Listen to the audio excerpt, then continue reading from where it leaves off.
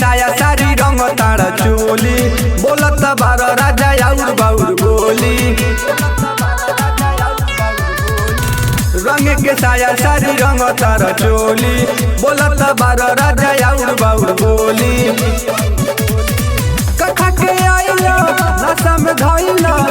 अपना रनिया के या जमुई बका डाले में रंगवा नसलया लगवा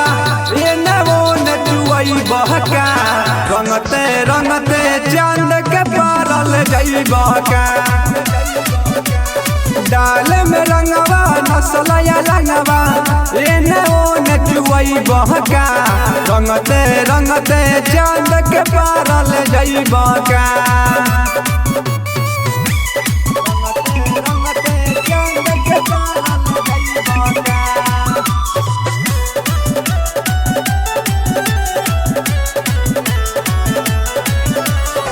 नशा में लागत बारो नशाइल करत बारो चिटपट हो लगता ढील के छोड़बा ये राजा सारा जवानी के नट हो।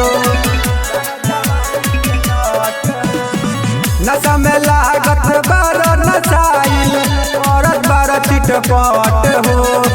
लगता ढील के छोड़बा ये राजा सारा जवानी के नट हो। बात मानो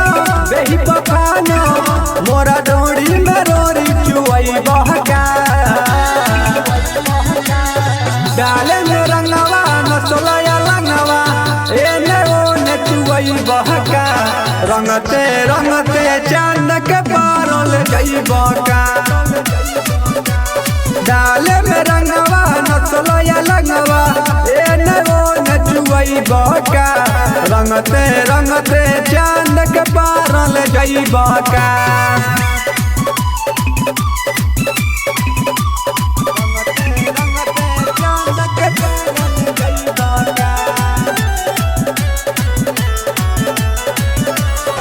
ऐसे न होली खेलावो ये राजा होतावे बड़ी गजान हो कजाने काती के हुआ ये रोहित भरे ना कबो मान हो।